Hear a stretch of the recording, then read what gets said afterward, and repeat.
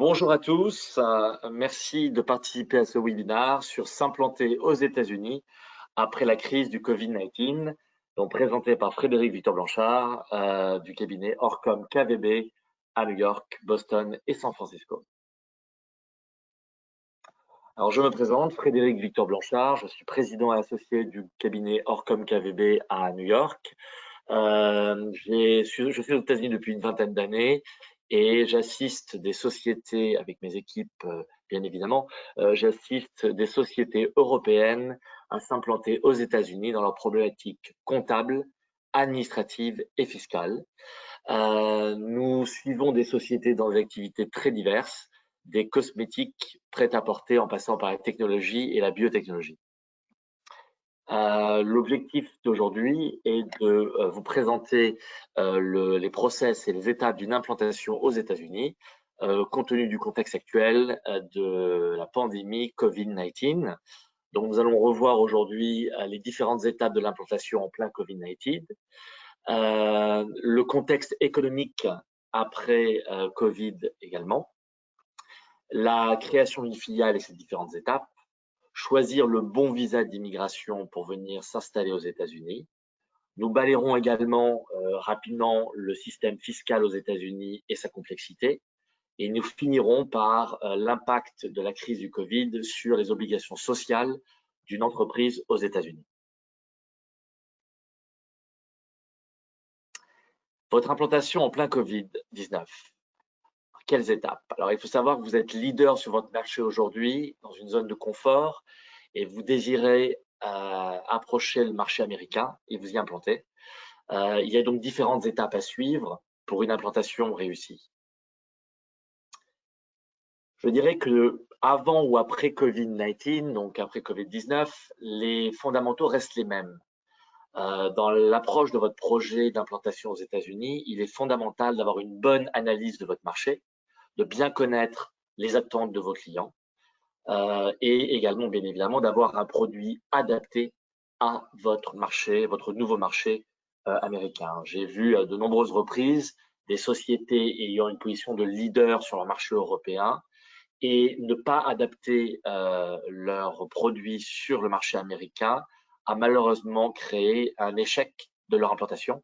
Donc, il est fondamental d'américaniser votre produit, et ce, avant et après Covid-19, sachant qu'il est vrai que les attentes des consommateurs américains et, je dirais, dans le monde entier, après le Covid-19, bien évidemment, sont légèrement différents de l'avant Covid-19 et peut-être plus digitalisés.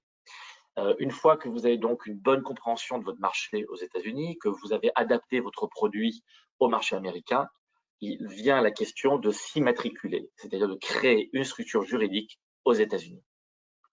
Cette structure juridique générera bien évidemment des besoins administratifs, comptables et fiscaux sur lesquels nous pourrons tout à fait vous assister en jouant le rôle de directeur financier à temps partiel de votre entreprise américaine.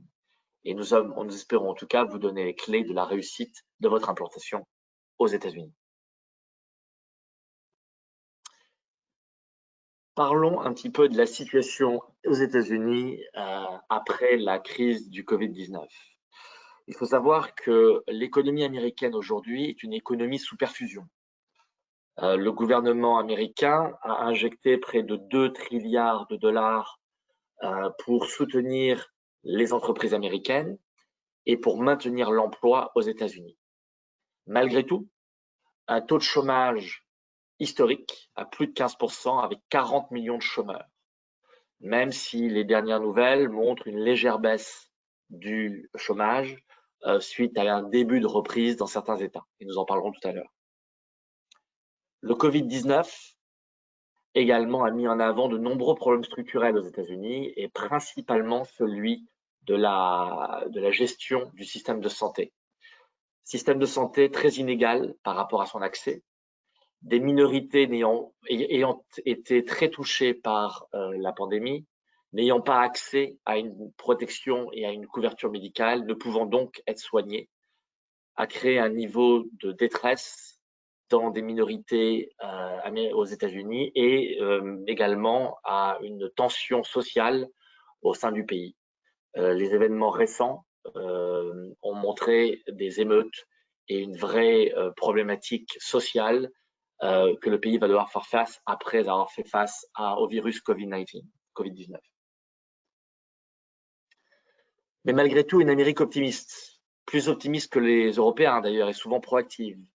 Il faut savoir que dans une étude de McKinsey, 40% des Américains croient à une reprise aux États-Unis dans un délai de 3 mois.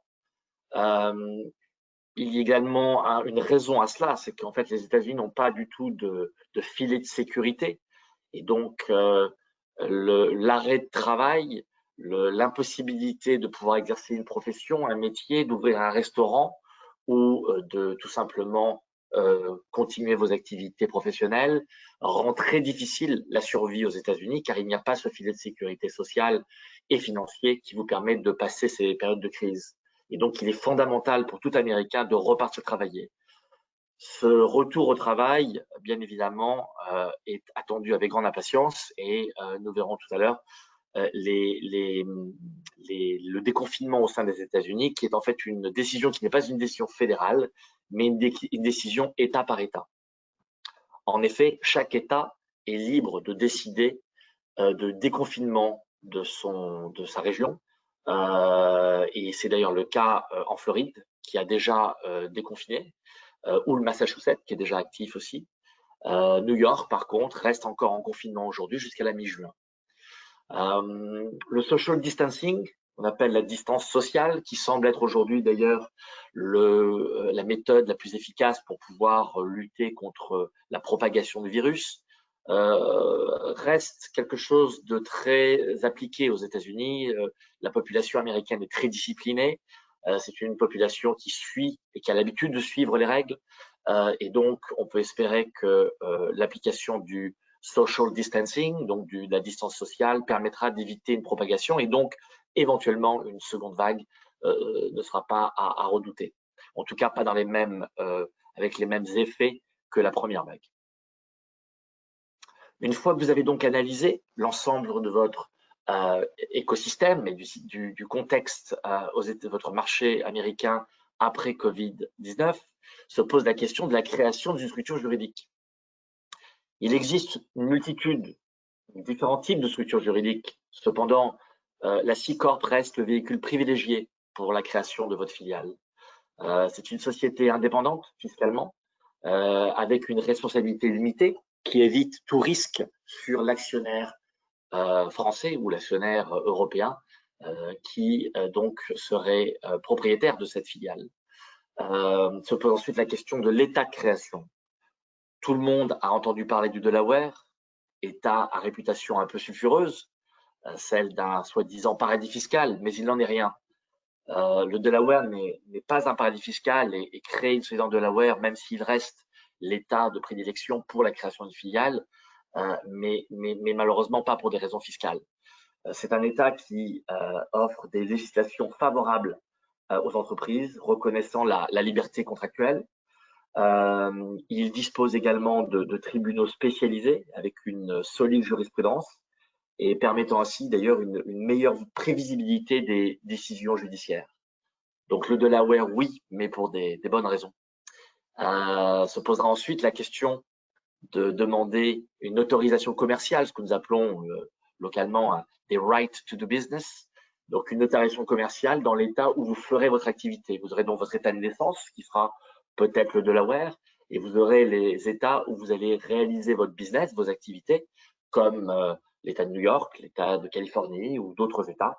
Et vous devriez à ce moment-là demander une autorisation commerciale dans ces États pour pouvoir exercer vos activités.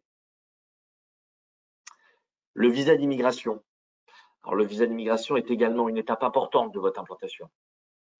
À un moment, se posera la question de faire venir des collaborateurs de votre équipe en France, peut-être même vous faire venir vous-même, vous implanter vous-même avec votre famille aux États-Unis, et se posera donc la question d'obtenir un visa d'immigration.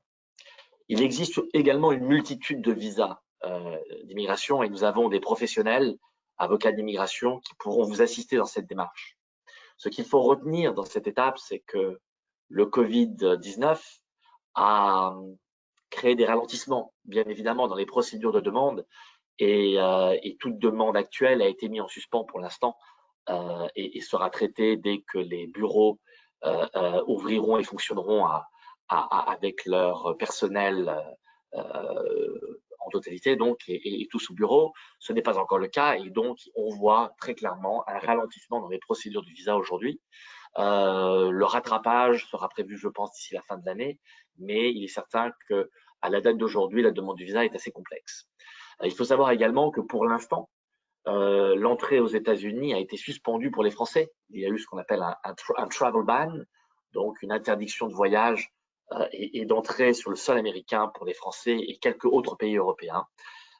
Et donc, pour l'instant, les États-Unis restent encore un pays protégé, qui se protège et donc qui très bientôt, ou réouvrira, je l'espère en tout cas, ses frontières aussi bien aux entrepreneurs qu'aux touristes. La fiscalité. La fiscalité est un vaste domaine et nous essaierons en quelques minutes de couvrir la complexité de ce sujet.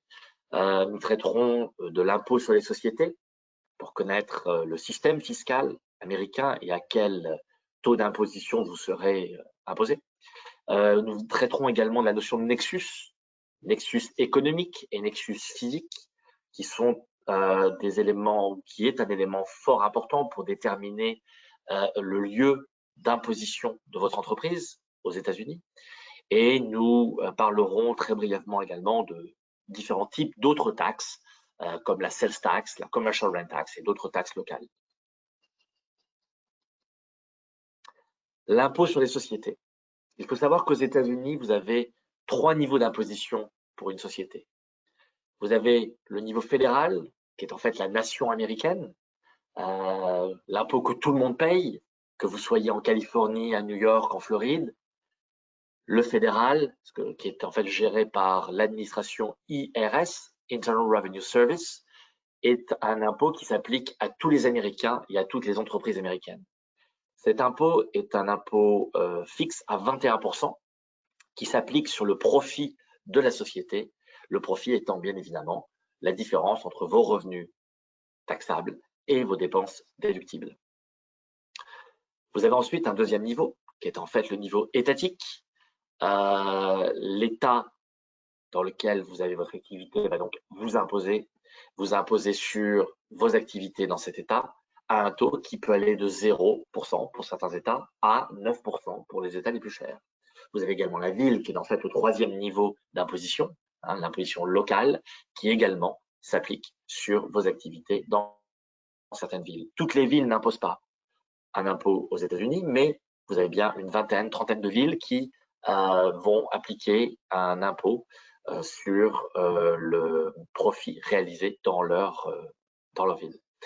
À titre indicatif d'ailleurs, si nous prenons New York, vous avez une imposition fédérale pour une société qui aurait une présence dans New York, vous auriez une imposition fédérale à 21%, une imposition étatique qui avoisine les 9%, et une imposition de la ville qui également avoisine les 9%, ce qui nous amène à un taux d'imposition qui peut être relativement élevé par rapport à ce que vous pouvez connaître en France.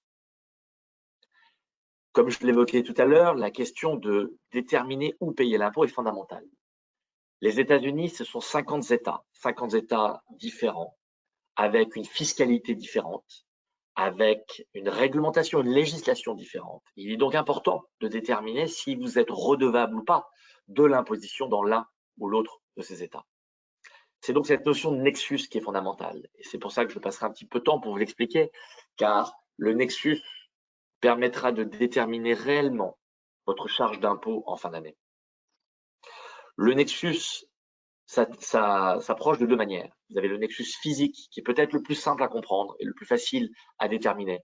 Le nexus physique, comme son nom l'indique, prétend être une forme de présence physique dans un État. On va donc analyser la présence de vos employés. Dans quel État sont vos employés? La présence de vos bureaux dans un État. La présence de certains actifs comme l'inventaire ou les immobilisations. L'ensemble de ces éléments-là et de ces facteurs vont déterminer la présence physique de votre entreprise et donc le nexus physique de votre entreprise dans un État. Et ce nexus physique générera automatiquement une imposition et un enregistrement dans un État. Rappelez-vous tout à l'heure, je vous parlais de l'autorisation commerciale dans un État que vous devriez demander si vous aviez un nexus physique. Et bien voilà, nous y sommes.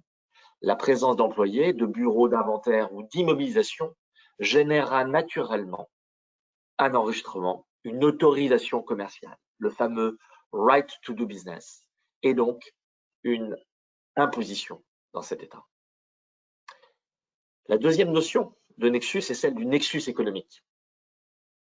Le nexus économique est un peu plus délicat à analyser et à déterminer. Il nous oblige d'ailleurs, en tant que professionnels, à vous demander chaque année de nous livrer le niveau de chiffre d'affaires dans chacun des États dans lesquels vous avez une activité. Et ce niveau de chiffre d'affaires va permettre de déterminer, selon la définition du nexus économique des différents États, si vous avez cette présence ou pas dans cet État, et donc cette obligation de payer un impôt et de s'enregistrer dans cet État. Donc le nexus économique est aussi un point fondamental qui s'est développé d'ailleurs de façon assez accrue ces dernières années du fait du développement et de la digitalisation de nos activités, où les plateformes de vente sur le net permettent aujourd'hui de pouvoir vous installer dans un État, mais de vendre de façon conséquente, d'ailleurs dans tous les États des États-Unis. Et donc, il était fondamental pour les États de pouvoir contrôler l'activité réalisée et le chiffre d'affaires réalisé dans ces États en trouvant un moyen d'imposer ces sociétés étrangères. Quand je dis étrangères, c'est dans un État autre que le leur, et donc de s'assurer que ces dernières payaient bien l'impôt qui serait applicable sur leurs activités dans l'État en question. Revenons sur la notion de nexus économique par État.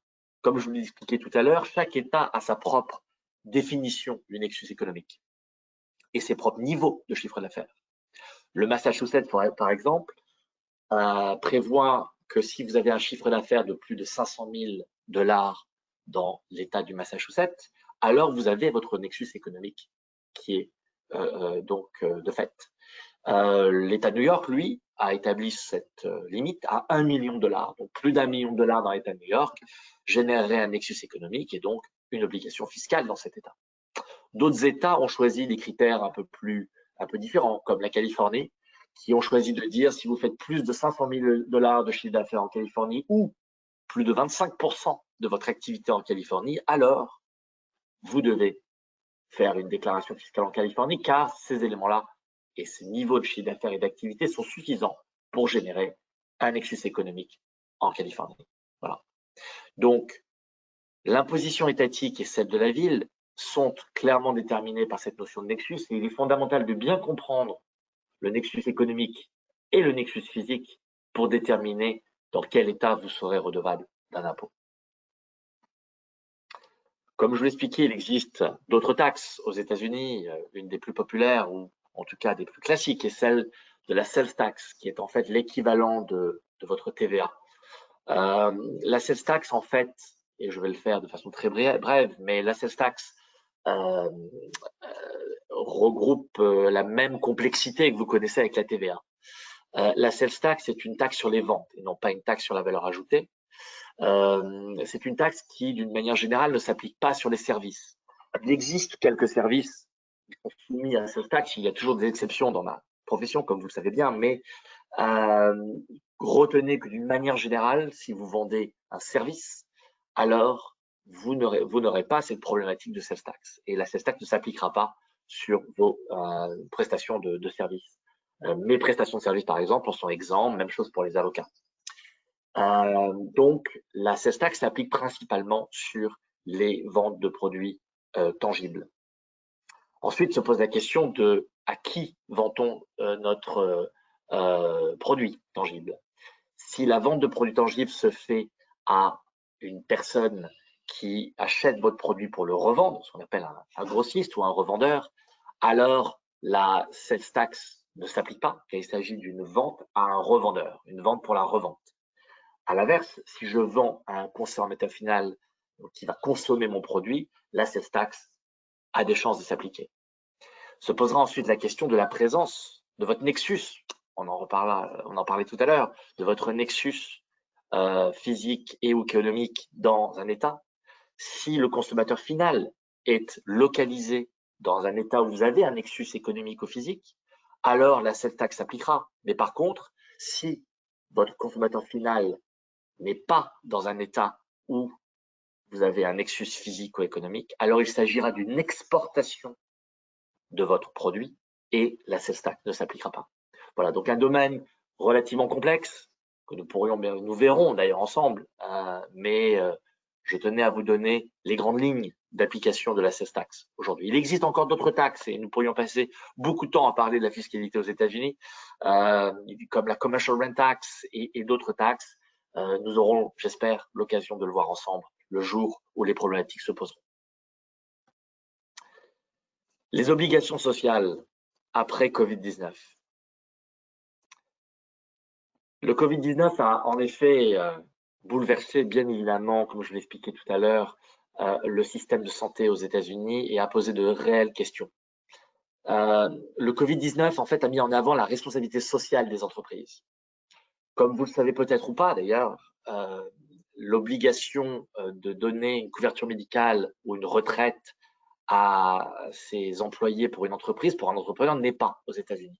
Il n'y a pas d'obligation. Il s'agit de benefits.